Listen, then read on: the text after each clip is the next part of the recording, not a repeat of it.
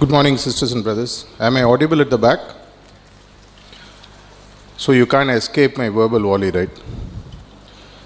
That was supposed to be humor. If you understood, you can laugh. It's okay. Let me start with Anyway, I forgot my notes on the witty side, so I have only some serious notes. I guess it's all right with you. I read a joke several years back, which Master once also shared. Let me start with that. There was once a guru who went to a gathering like this. He's one of those high-profile speakers who was paid a lot to be there. And when he went there, he just asked the crowd as a precursor, "Do you all know what I'm going to speak?" So the entire gathering said, "We don't know." So he said, "What is the point in talking to a set of people who don't know what I'm going to speak about?" And then he gets up and walks away. The crowd is sort of disappointed, and then they now decide that next time we'll fix this person. So after a month, they are able to get another date with him. They're able to fix a time, again pay him handsomely. He comes, and then now they're all prepared. So he asked the same question, "Do you all know what I'm going to speak about?" So they all said, "Yes, we know what you're going to speak about." So he said, "What is the point in talking to a crowd who already know what I'm going to speak about?" So he gets up and leaves. Now the crowd gets wiser. They say that we have to make him talk because he's considered to be a good speaker. So finally, one last chance, they say that, okay, now we'll pay him, get him back again on track. He comes. And now they're all well set. Like the way you are seated, they are now made a strategy clear. They're sitting on either side. And now they know what question is going to come up. So the guru comes and asks, "You all know what I'm going to speak about?" Those on the right said, "Yes, we know."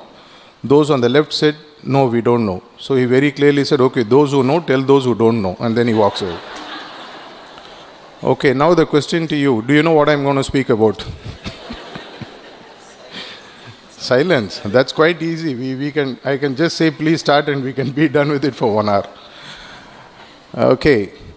The topic which Brother Sriram forgot to, for whatever reason, not to introduce me with, is a topic called turbulences. This topic was chosen by Kamlesh Bhai and given this morning. He gave some threads on which I have built the topic. But prior to that, just to refresh my memory and maybe just to give you some insights on how I got into Sahaj Marg. As an outsider, I had been dabbling with Sahaj Marg for more than 5 years before I stepped in, you can say, as an official practitioner in the year 1992. My first exposure, even today when I talk about that, I get a nice scolding from Master. In 1987, I used to be a salesman. So I happened to go to an organization to finalize an order. And the managing director was seated there and the discussions went on. At the backdrop, I saw a photograph and a couple of other goddesses, gods were all there. And this photograph seemed to be different because it wasn't of any national figure or a politician or any religious leader or any of the gods forms we know of. So I asked the gentleman, "Who is this?" Much later I realized it was Master's photograph. That person happened to be a prefect of the mission, so I don't want to name who it was. He didn't say anything beyond saying that he is my Guruji. So I asked him what it is further, but he wasn't really giving in much. And that was my first exposure to the photograph of Master, though he didn't light anything. If I have to tell you that my heart started beating and all that, it will be a lot of nonsense. It took me a few more years and I started learning martial arts for several years. And it so happened again, maybe this is where I think Brother Nagaraj will get his clue, because he was comparing my skills on the stage way back in 2007 when I happened to be a volunteer on the stage and I happened to handle one of the over-enthusiastic Abhyasi who climbed onto the stage to meet Master, and I was able to quietly tackle him and take him down. I had learned martial arts for about 4 or 5 years, and the person who taught me martial arts happened to be a prefect too, surprising. For 4 to 5 years, we used to have a dojo in the top of his home in Chennai. And in between, he'll just disappear, go inside, lock the room, and come out after half an hour, 1 hour, whatever. So whenever we used to ask him what he's doing, he'd say, "No, it doesn't matter." And there also I have seen Master's photograph. And the only thing I still feel the connect is that at the end of the dojo, the session, we used to recite the mission prayer. I don't know why, but he brought it as part of the practice. At the end, we used to recite this prayer without knowing what it meant. He will just say the prayer, keep your eyes closed, and he used to sit in the front. Maybe he was cleaning or transmitting, I don't know what he was doing. And in between, occasionally once a month, he will make me drop him near Master's home in Alarpet. And he will make me stop my vehicle half a kilometer ahead of Master's home and say that drop me here and go back. I used to ask him several times, what is there why do you make me drop it? He said, doesn't matter. I said, where are you going? He said, he is my yoga guru. Imagine being told by a prefect, he is a yoga guru. And I used to ask him. Once I even followed very silently at a distance, and I found he walked into Gayatri and went in. So I waited for some time. I was wondering, is he having a girlfriend in here or what is it all about? So I didn't really know what it was, so I went off. And it so happened that he left the mission. He was removed as a prefect for some reason. He left the mission, and much later I happened to come into the mission. Even coming to the mission was not very easy because there's really no purpose I saw in starting meditation. I was happy with the religion I was practicing, being a staunch Tamil Brahmin as we call. I was happy. I had my share of God. He was where he is supposed to be in a temple. I am at home, and whenever I wanted to meet him, I could go say, offer my obeisance, fall at his feet, beg for whatever I needed, come back, job was done. Why bother? So one of the friends who happened to be my junior in my office, he kept talking a lot about the system.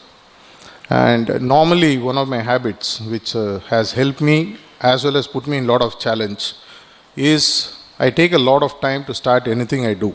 And once I start, I don't give up, whatever it may be.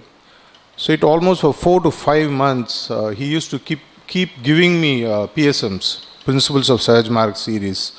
And I had finished almost up to 1, 2 and 3. And every day evening, being my reportee, we used to sit in the evening. I was a bachelor, so was he. And don't worry, I'm married now, and many of you might be knowing my wife also because she runs the Soulmate or takes care of the Soulmate. So we used to sit in the evening and talk at length about the various concepts that Master has spoken. And PSM 1, 2, 3 for any beginner is the best way to get introduced towards Sahaj Marg. The series of talks that Master gave when he traveled with Babaji Maharaj in Malaysia and other places. Every day we used to discuss, and a point came when 6 months I said, okay, now is the time. Now I am convinced, let me start. And then the funny portion happened. He gave me a name of a prefect. I went there to start. I went there, I was sitting there. Ahead of me, there were 6 people sitting. It almost looked like a clinic for me. And the prefect was sitting in a corner. He kept calling one by one. He said, he come. He said, what do you want to do? I want to meditate. Why? He gave some reason. He said, no, meditation is not for you, go. The next one went. Like that, 4 were rejected. So we thought, okay, I don't know what I have to do to pass this test. Then went there, and being a salesman, I was a little bit clever. I thought, at least I think I am clever. So I used what we call as the password. So I told him I have been sent by so-and-so, because that Abhyasi was very close to this prefect. He said, straight away he said, okay, when do you want to start? And it was over. And in November 92, 2nd of November I started. And it so happened that the person who introduced me left the mission within 3 months. Why I am saying is all this, when I happened to meet Master much later, which was about a year later, and when I started sharing all this, he was angry. He said, 1987, you wasted 5 years. You should have somehow forced your way to start. And then again in 88, I met this prefect with whom I was practicing, and a lot of chidings and whatever. Fortunately, I am here. But it took me a few years to understand why I am actually there.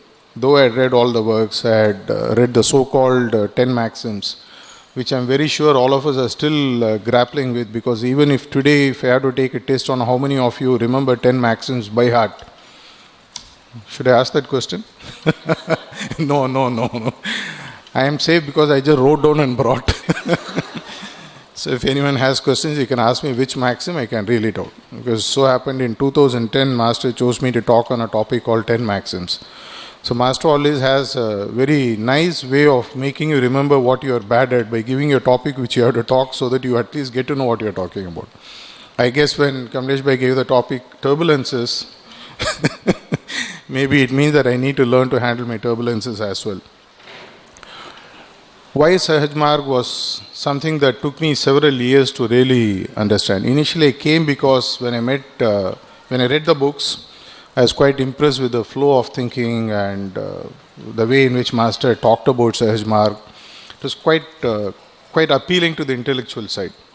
I wasn't extremely clear on why I am here or why I am starting meditation, but somehow I felt that it's sort of an elite crowd. I need to be there. I need to get in. I need to start doing something which is different because nobody has ever done it in my family. So I was at least there the first, if not in the school or college or elsewhere.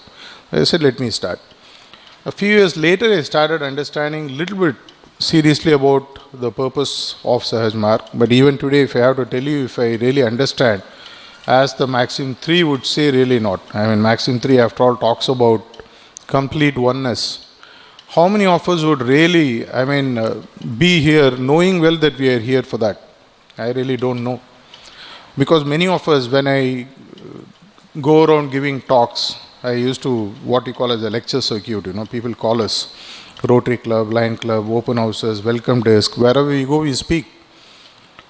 Each one whom I have met, who wanted to start Sahaj Marg as a practice, had some expectations which was not in line with what we offer. Every product or a service has a USP.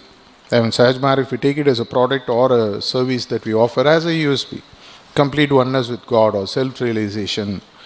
But this is not something that was sold. So we used to package to sell it to them in ways in which they would accept. Okay, become a better human being.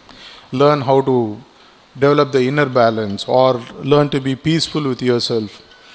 It's like going and watching Mount Everest from a distance.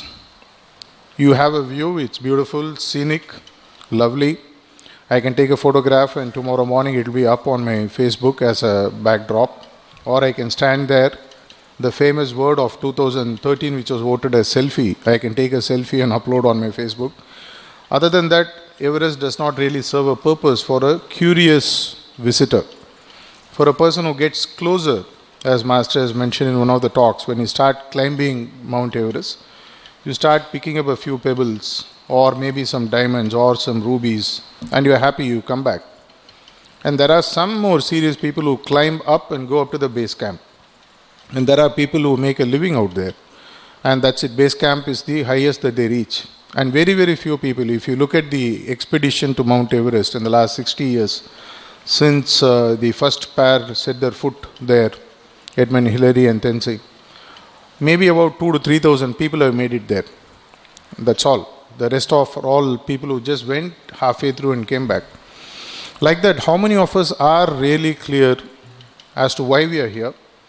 And if we are clear, how many of us are really steadfastly connected to the goal? Master once recited a beautiful story of how a guru chose his disciples. There was a guru who was considered to be the best during his times, and somehow the word spread. About 100 people in drove they went and they wanted to start whatever he was offering. The guru was seated towards the sea, and the disciples or the people who wanted to become disciples didn't know what to do, and they said, okay, he is facing the sea, let us also face the sea and sit. They all sat there. One day went by, about 5 got up and left.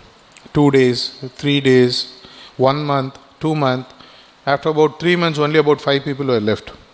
At the end of 6 months, when the guru wakes up or opens his eyes and turns around, there is only 1 person left. He says, this is the kind of commitment I need. Now you are ready to start. Now you are ready to start. Not that you have made the goal. Now you are ready to start. You are fit to be a disciple. How many of us can really say, I can understand your turbulence in some sense because you have traveled all the way from Middle East to be here. You are just, 50 meters away from the physical goal, if you want to call, if at all, though that may not be the real goal that we need to aim for. And yet you can't go and see him. Quite difficult, right? And you can literally feel it. The turbulence that you are about to land and then the pilot says, now you're going to be in mid-air for another 4 more days. till the fuel runs up, MH370. We don't know where we are going to land, whether we will land, whether we will get to see the physical form of our master or not. He is not well, as Sir Sandesh came out 2 days back from Dr. Natwar. The turbulence is quite understandable. This turbulence, to some extent, is pacifiable, temporarily. You get to see him somehow, it manages to sort of tide down. Are we really aware of the real turbulences that we all have? When we really look at it, before we get into the topic of the turbulence, I wanted to read a beautiful whisper that I read recently on the aspect of goal, with which I would connect back to the topic. This was a message which was given by Babaji Maharaj on the 18th of June 2002, Tuesday, 10 a.m. Here he talks about, the message goes like this: prepare your heart more and more. Don't give it any respite. Pursue your goal with obstinacy. Only lack of interest could compromise its success. Get stronger in your convictions. They do not generate self-doubt anymore. For a long time, you have been past the stage of self-questioning. Your way ahead is becoming luminous. The wanderings of the past and the search for the way enriched you and led you to comprehension. The path is long, which clears the way and shapes the soul, bringing it to the highest level. The school of life is favorable for this work. It justifies all its facets, good or bad, according to the interpretation made of it. All has its raison d'etre. To advance with a heart full of joy is a rare blessing. We keep coming back to this aspect of an incarnation, which is one of the keys to success. Try to conform to these views and be confident in yourself and in us, who are there to help you and guide you in your search.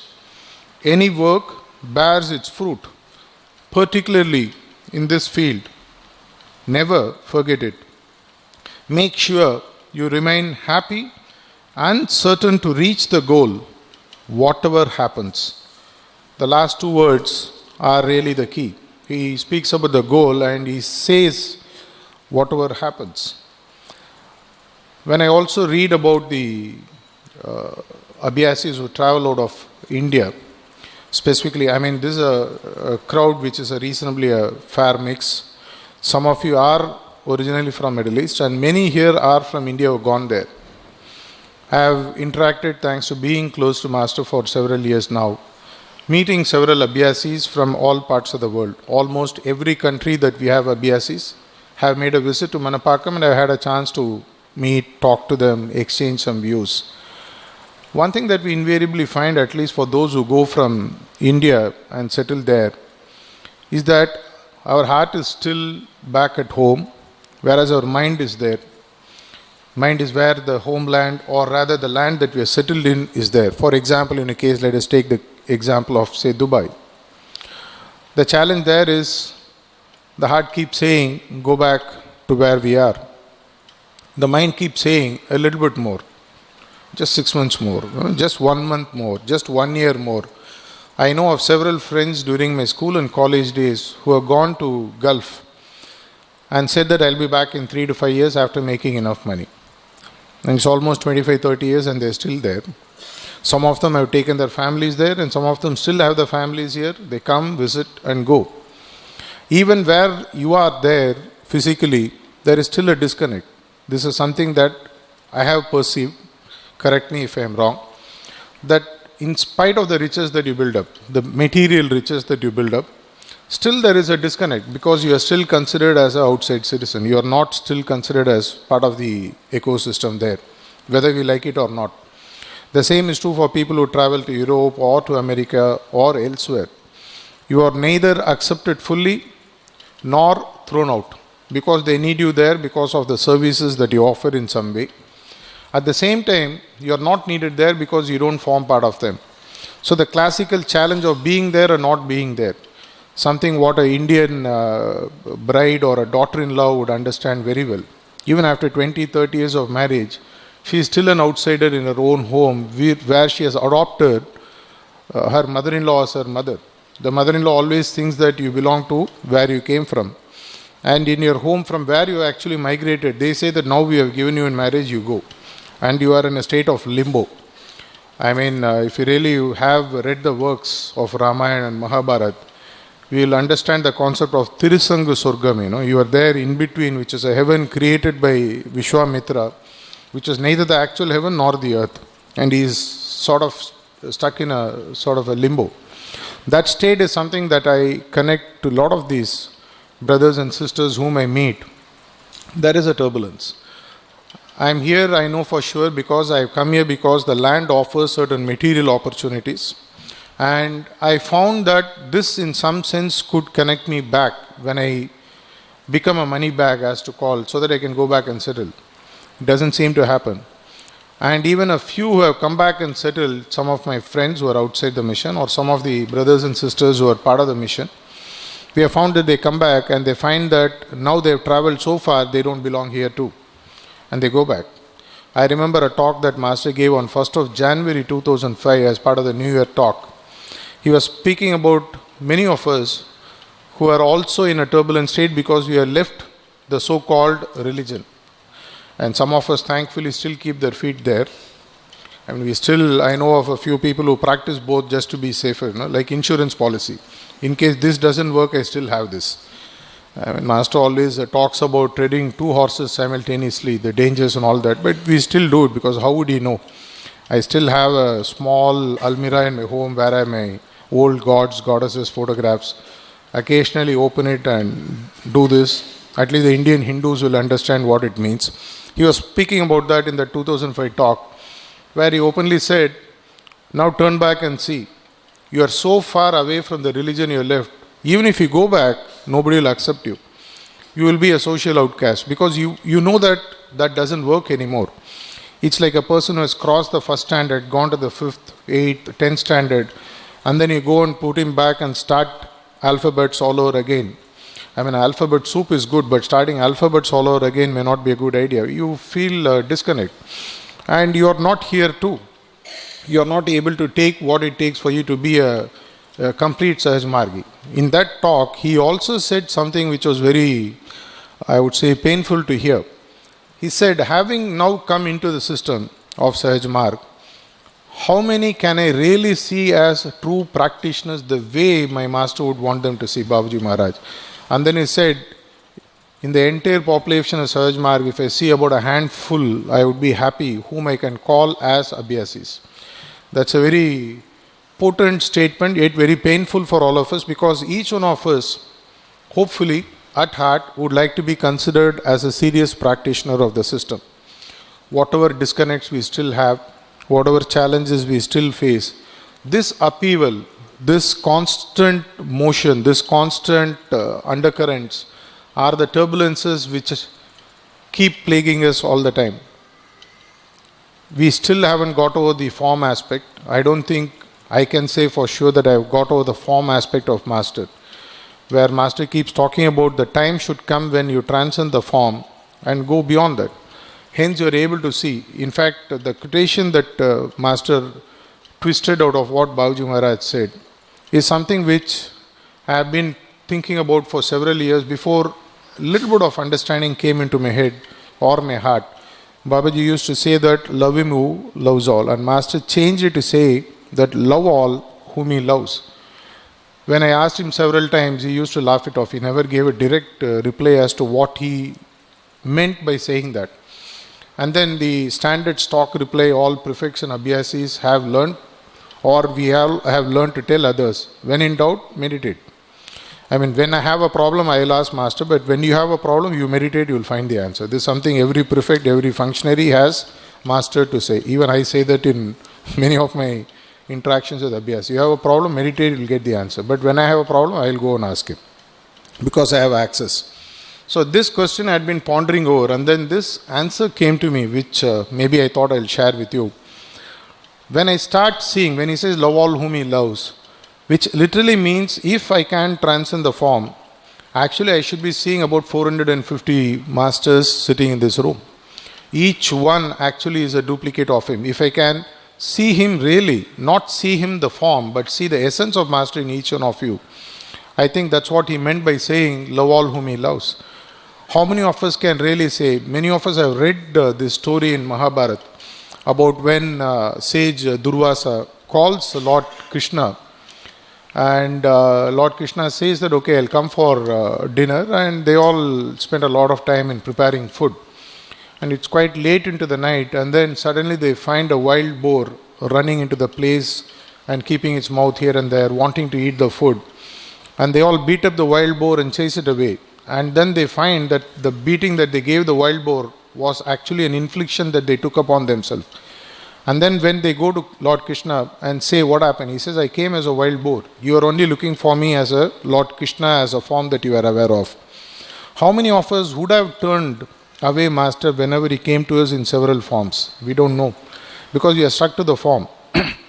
Whenever, though we can say that, this is an illusion or Maya, whenever we don't see the form, we get agitated. There's a sense of turbulence. And this is something maybe is teaching us in the last 3 days. If you are so close physically, and yet if you don't have to see me, can you overcome that and still go back, if you can't see me still in a physical form, and still not be disturbed by it? It's a question I am very sure that very difficult to answer.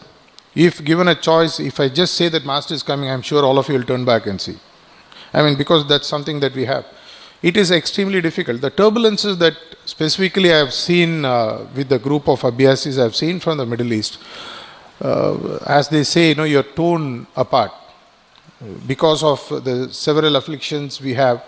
We also have another challenge being an Abhyasi, and worse still being a prefect.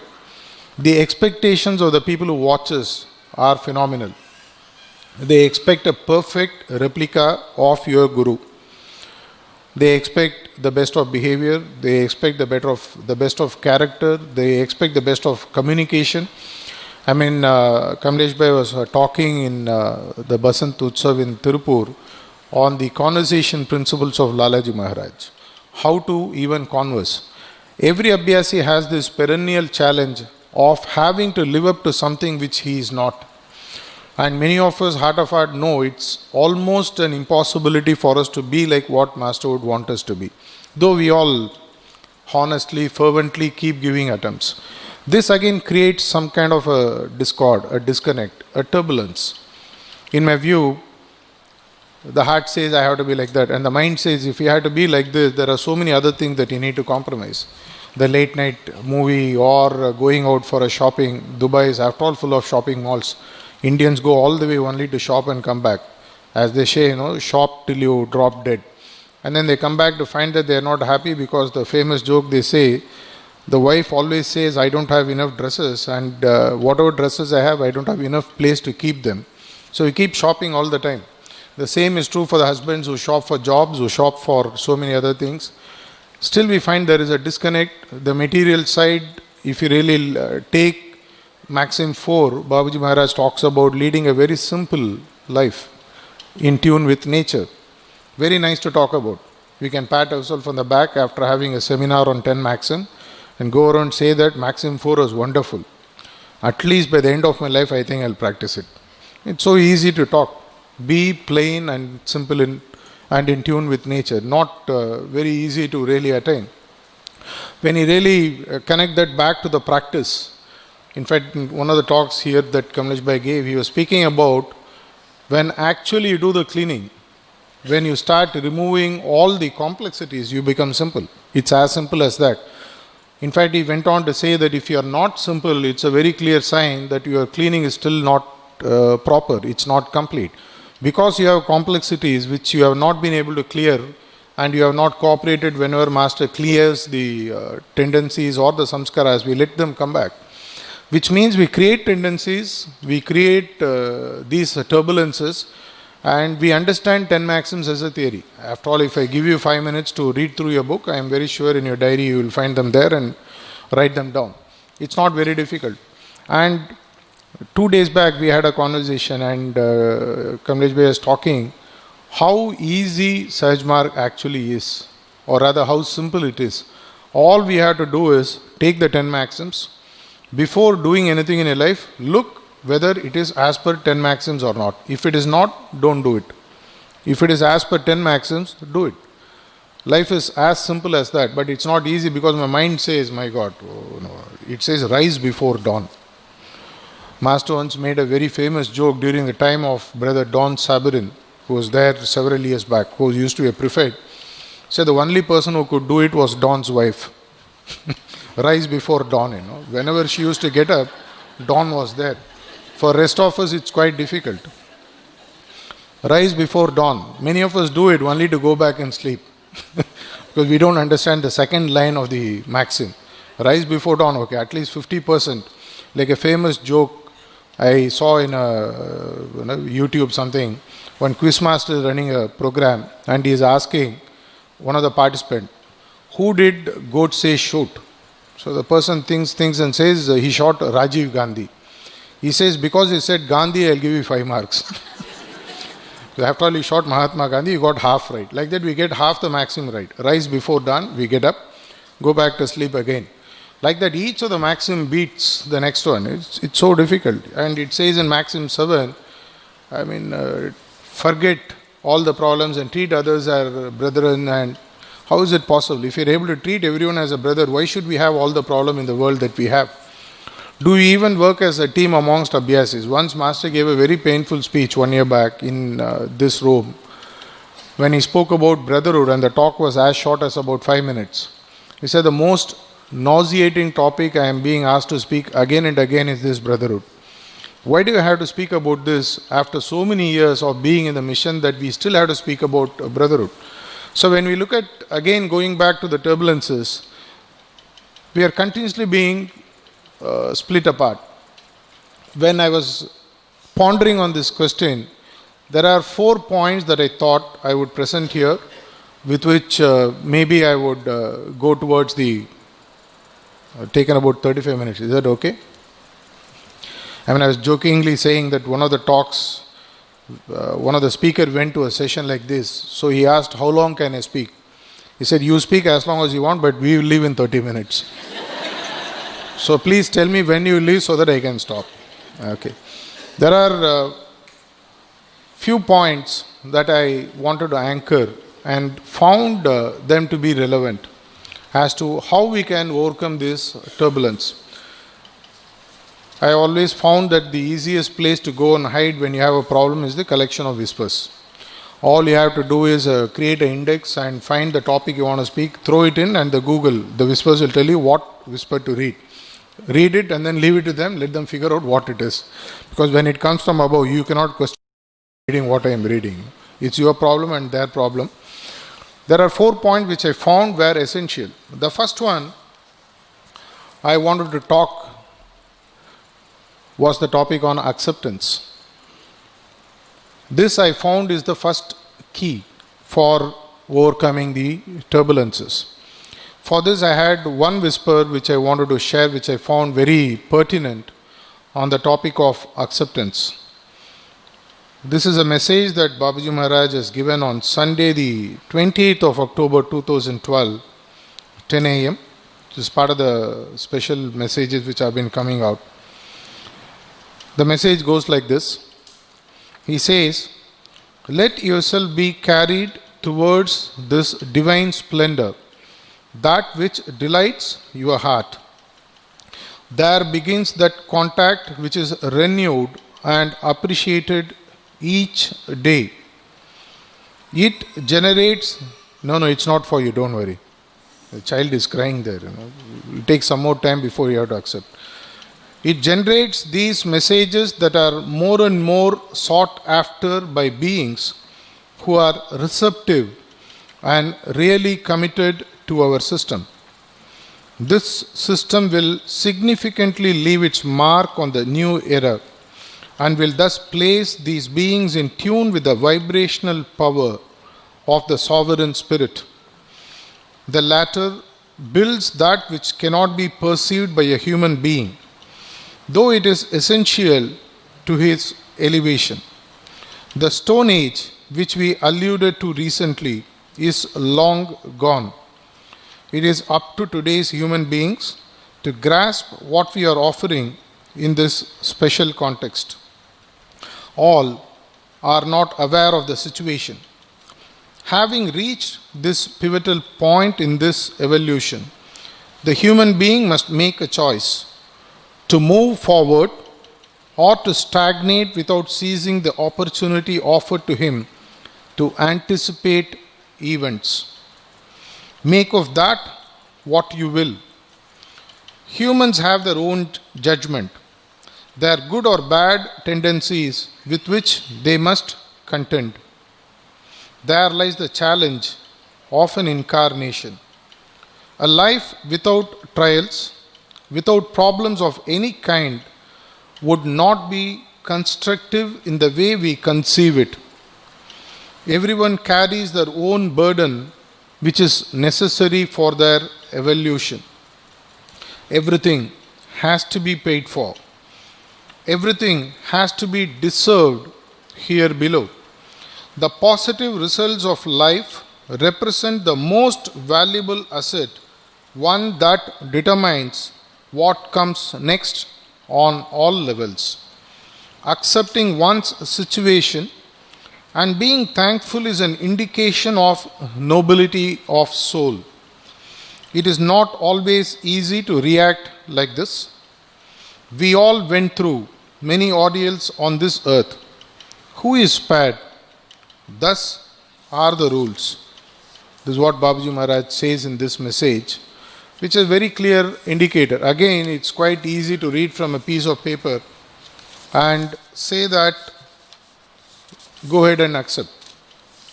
Things are not that easy. We always have this self-pity that we wallow in. Why me? Why should it happen at this point of time? Why should I go through this challenge? I have read several stories that Master has shared. I have also read in several books that without tribulations, triumphs are very boring. In fact, if you have to be airdropped in Mount Everest in less than about 1 hour time, I am very sure that we may not be able to enjoy the real ride. And many times, what we get to see, what we get to experience as part of the process. Because when you are talking about acceptance, the fundamental thing that we need to accept is change. Change is the only thing that is happening constantly around us. As I am talking here, there is something changing outside. When I go back, may not be palatable to my taste. The same is true for each and every one of us. It's quite easy for me to hold a mic and say that accept change. It's not easy. If I have to say that I have learned how to manage or accept change, it's not. When every event of life throws a challenge on you, when everything that happens seems to be always destined to be different from what we would want it to be, it indeed is difficult. Imagine, Master once mentioned in one of the informal conversations that one of the center in charges came and complained to him that, Master, how can you do this? You visited my center, but I got the message through a abhyasi of the center that you are coming to the center and I am the center in charge. Master apparently told him, imagine your plight is much better. I am sitting here and I get the message through a medium and I have to accept it. The message doesn't come to me directly. It comes through a medium. Master said he took him very long time before he could accept that the message is coming through someone else and start taking it as a message given by Babaji Maharaj. Imagine the physical level medical challenges that Master has been going through. Starting from 15th of July 2012 up to now, he has been facing one after another. See how he has been smilingly, cheerfully taking whatever is being thrown at him. Even a few days back, before his the turn of events, even early in the morning, afternoons, evenings, he doesn't spare time to sit with the abhyasis, talk to them. Though being close to him, I know the kind of pain, I know the kind of torment that he goes through at a physical level for him to do what he has been doing. Here is a role model, at least at a physical level, for us to understand. And not everything that he wants has been pretty smooth. Right from the time he succeeded Babaji Maharaj, to the cases he had to face on behalf of the mission, to the cases which are still being faced by the mission, to the several challenges he has to face with the Abhyasis, with the prefects, with the functionaries. He has been accepting everything being thrown at him. It's extremely easy for me to say that be like him. It's not easy. Extremely difficult.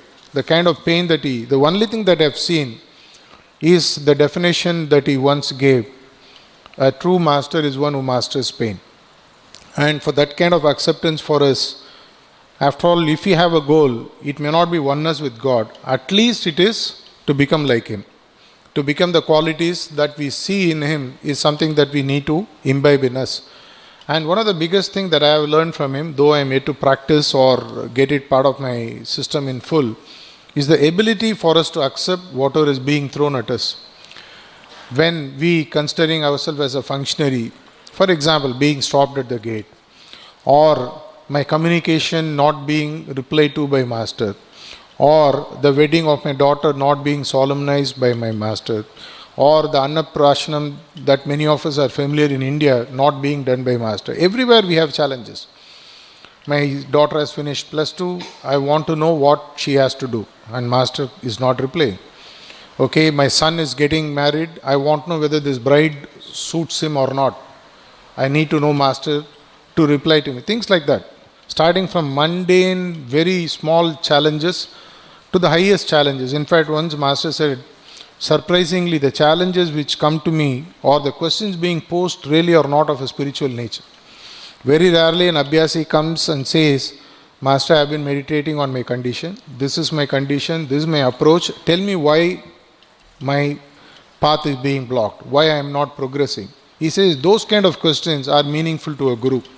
But when we go and ask questions, being with him in a day where there are 100 questions he answers, you can say that almost 100 out of 100 are mundane material level questions, yet he takes them and answers.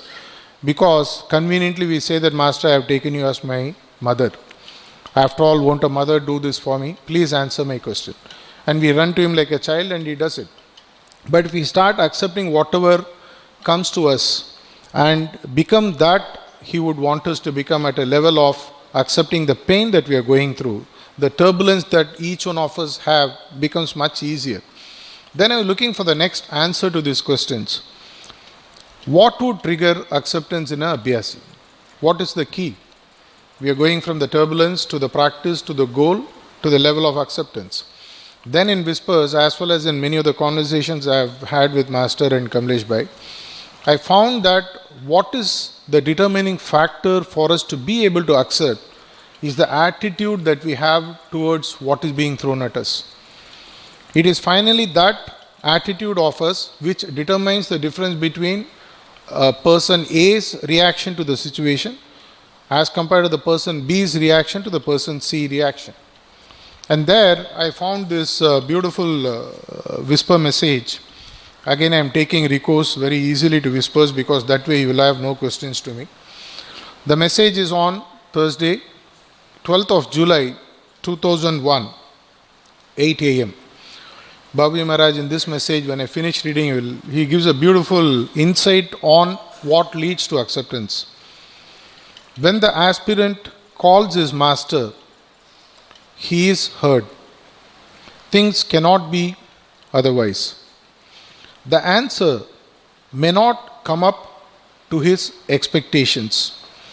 Being too subtle, he may not perceive it, but he is not forgotten as he tends to think.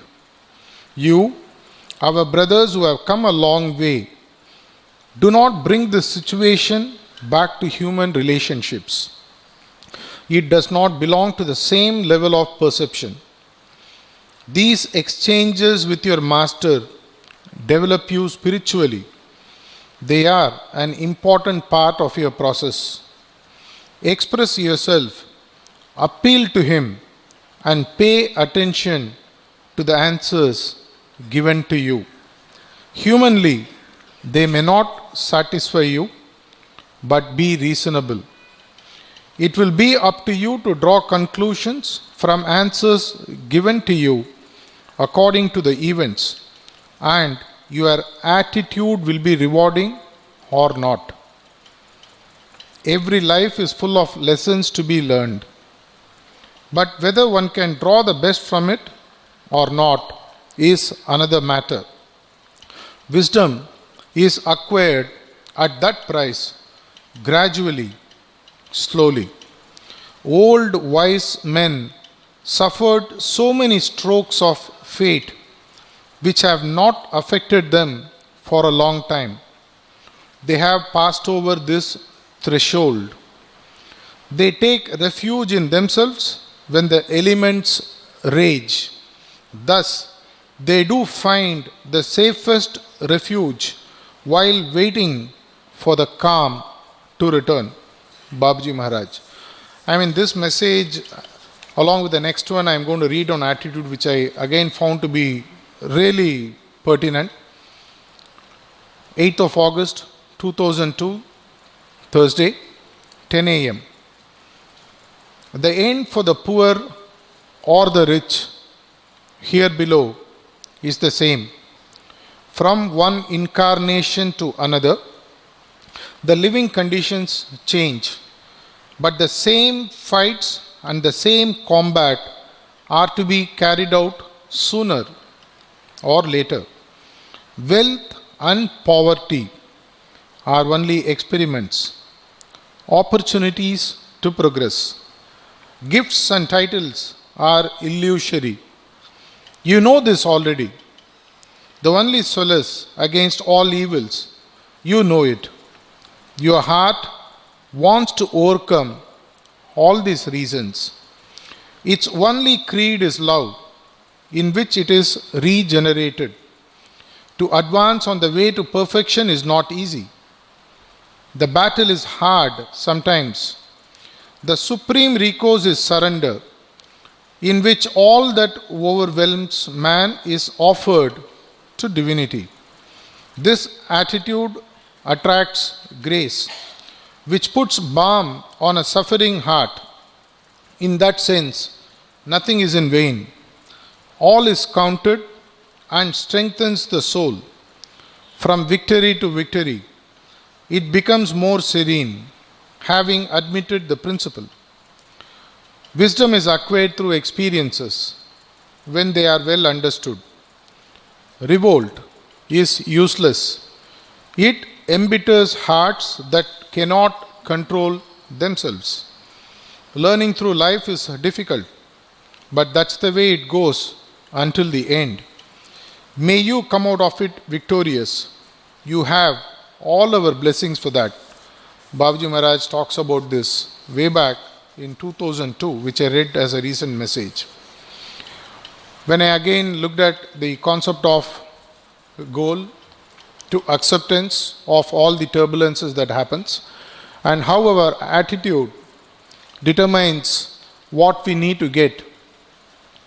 I also asked Master once, we talk about attitudes, and there are several attitudes that can be portrayed, that needs to be portrayed by an Abhyasi. Out of all this, if there is one thing that you would like to share as the key, not the only key, what would that be? At that point of time, Master mentioned that the best attitude to have for an Abhyasi, for a spiritual practitioner, is the attitude of humility. In fact, jokingly yesterday, me and Brother Sriram were talking on what topic I should speak about. Then he offered me the topic humility. I said, I am too early for that. Let me take a little bit more time before even I understand what it means for me. Because in many close circles, as well as people who know me and those who don't know me, thanks, that they think I am not humble enough, which means it's not that easy to be humbled. I remember the story of Ramakrishna Paramahamsa, who had a disciple. And the disciple came and told Paramahamsa that my son has the habit of eating excessive sugar. He loves you a lot. If you just tell him to stop, he will stop. So Ramakrishna Paramahamsa looks at this disciple and says, please bring him to me after 4 weeks. After 4 weeks he comes and then he tells the son, don't take sugar, he stops. So the mother starts getting agitated, turbulent, Asks, why did you waste 4 weeks? You could have told me this 4 weeks back, it would have been over. He said, I had the habit of eating excessive sugar, so I wanted to stop first before I can tell that to him. So it took 4 weeks to overcome that. So humility as a topic, maybe someday in the future I'll talk.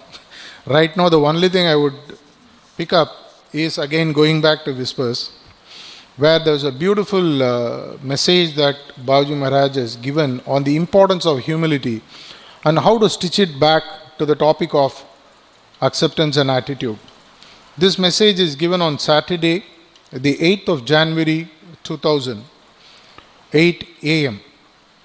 Faith is a divine gift, just like love.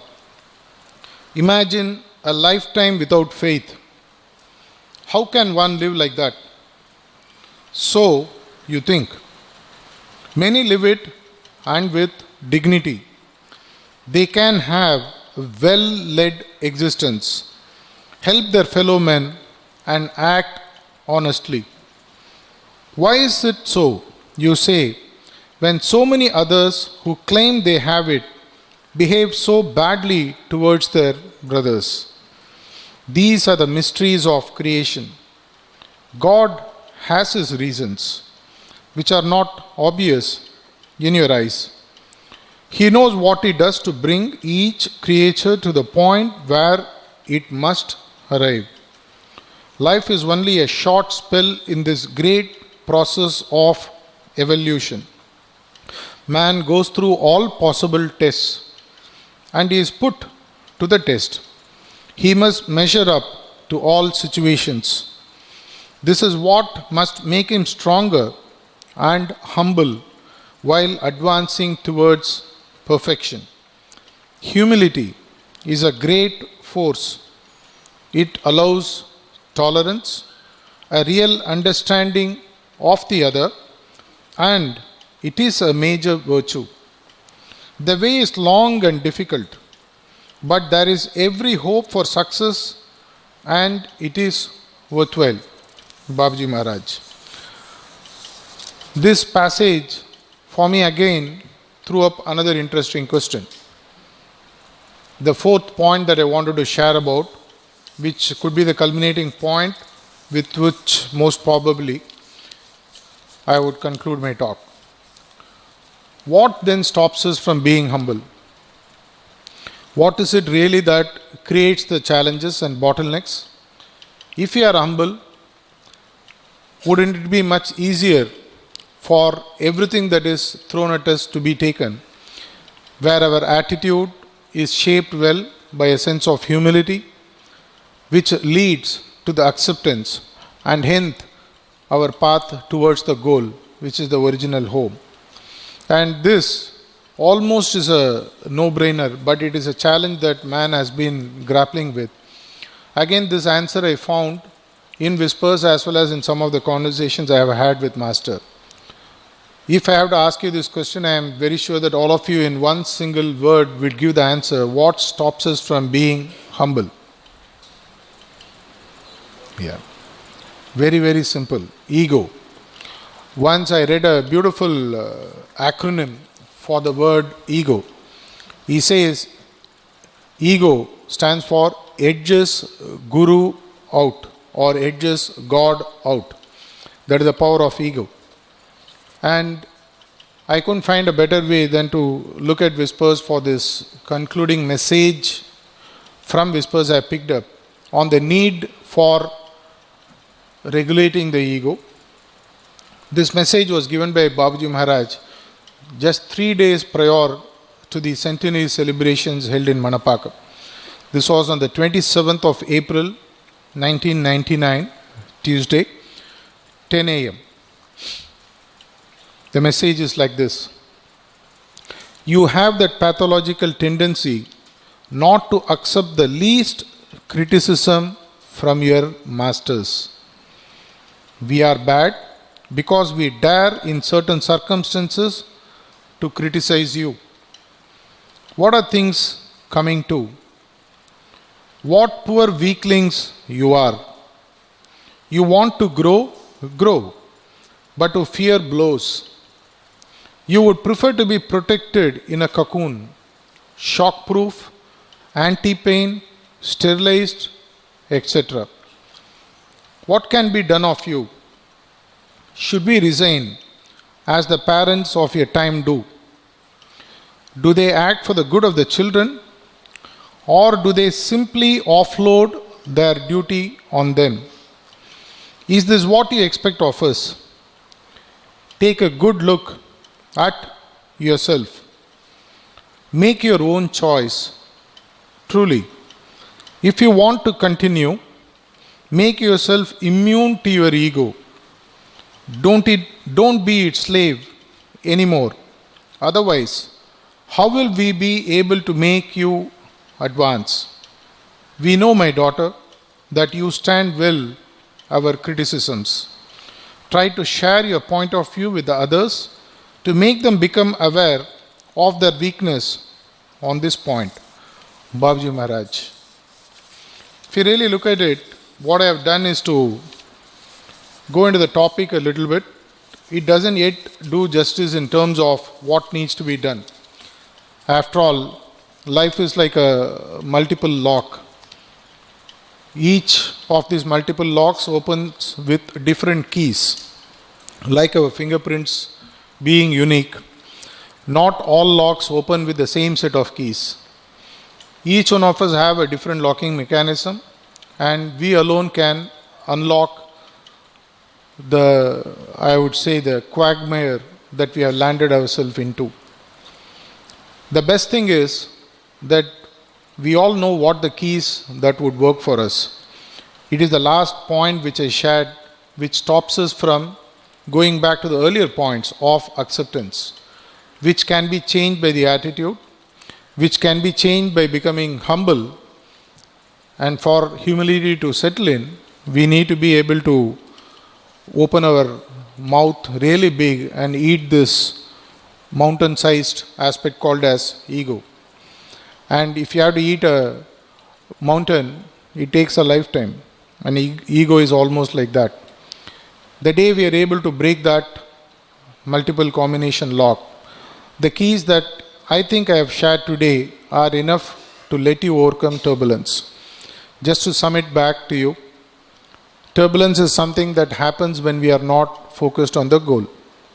When the goal is clear, even when an aircraft is going towards the goal of where it needs to land, if the pilot adheres to what the ATC says, which apparently did not happen in the MH370 crash story, in spite of the air turbulences, stick to what the ATC. Here the ATC is our heart, regulated by the man who is sitting inside, hopefully our master.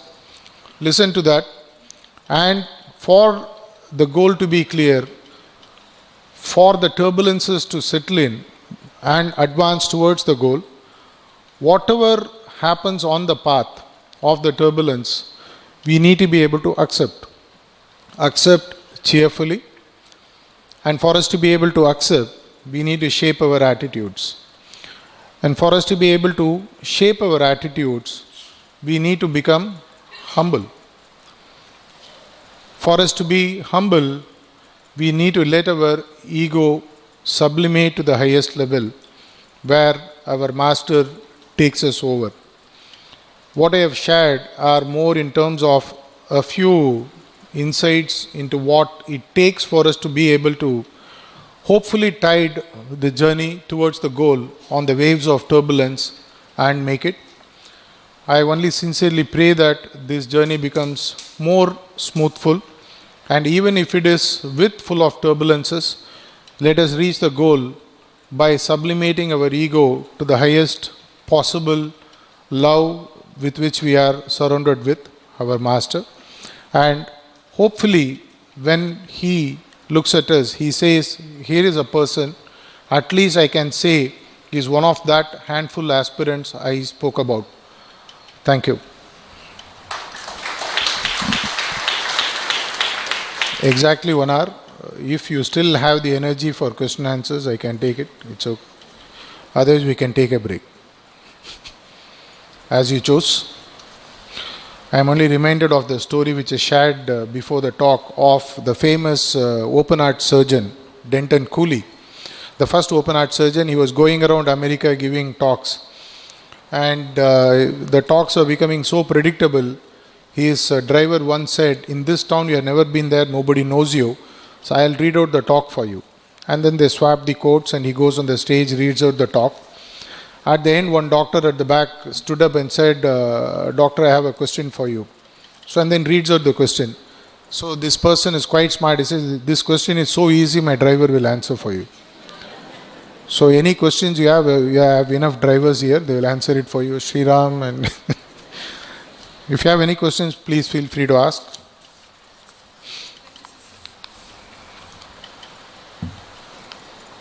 Are the drivers ready? My question is on criticism. It's also a sort of turbulence. How to tackle criticism? At least the way you would. After all, I think going back to the theory, Master has spoken about the 3 aspects which are essential for every spiritual practitioner. He speaks about Hilath, Gilath and Zilath.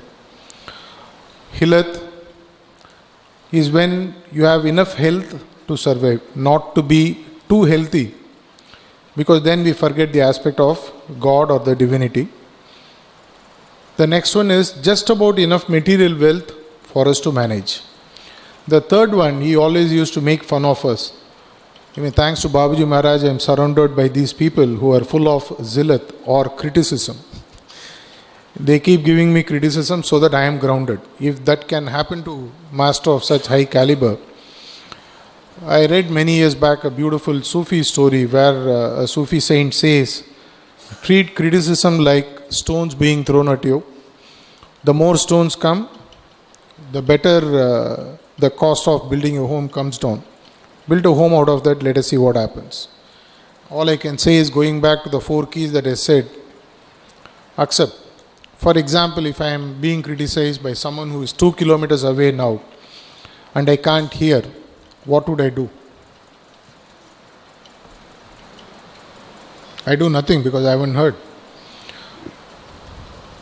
Close your ears.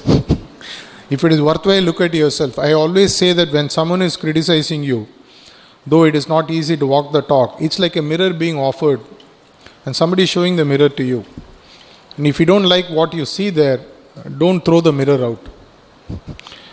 After all, mirror reflects what we are, and whatever we see there, if we don't like, there is something wrong in us. Go back to Maxim 10. Pray for forgiveness and hope that we don't repeat it the next day. But some of us have become doctorates in doing mistakes. I have specialized in 12 mistakes which I repeat so many times that I know it by heart. My wife is sitting at the back, she might tell you that too. Listen to your spouse more often, they'll give you a lot of good inputs. Any other questions? If any questions are not comfortable, I'll use the standard phrase. Can we take it offline, please? In the beginning of your talk, you spoke about this disconnect or turbulence in terms of the geographic location. We come from somewhere. There's some turbulence at the back. Please switch off the mobiles here. So, like many of us are not living in the country of origin.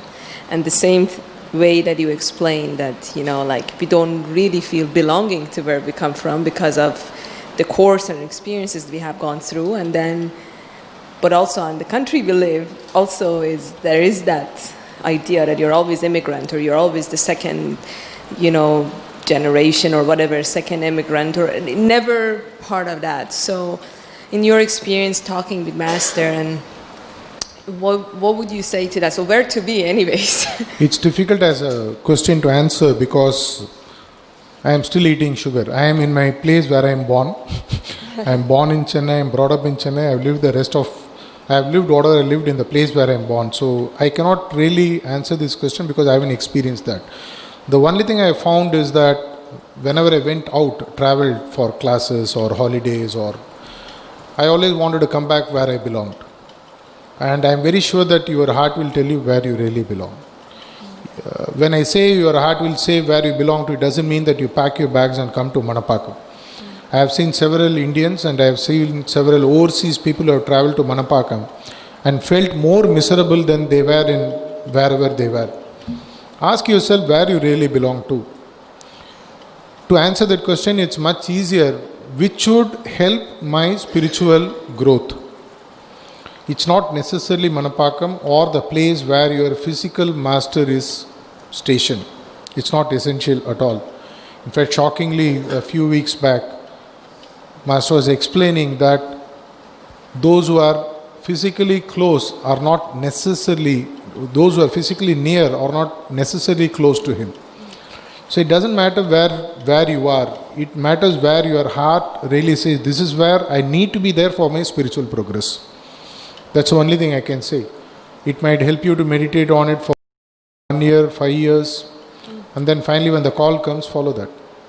You will face challenges, but you need to go ahead and take the plunge. But the answer for each one of you could be different. It cannot be a standardized template.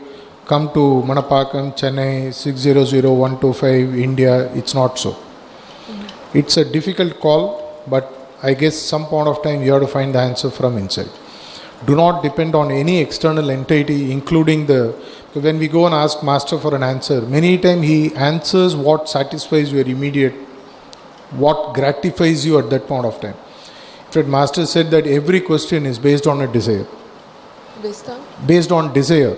I have an answer and I want him to say yes to that. Or I want him to say no to that. When he doesn't say that, again turbulence gets created.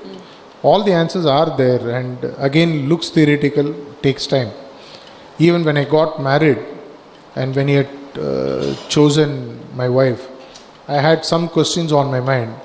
And I was sitting there with him in Gayatri and I asked him, Master, what is the answer? He said, don't depend on me for answers. Sit here, meditate. When you find the answer, come and tell me inside.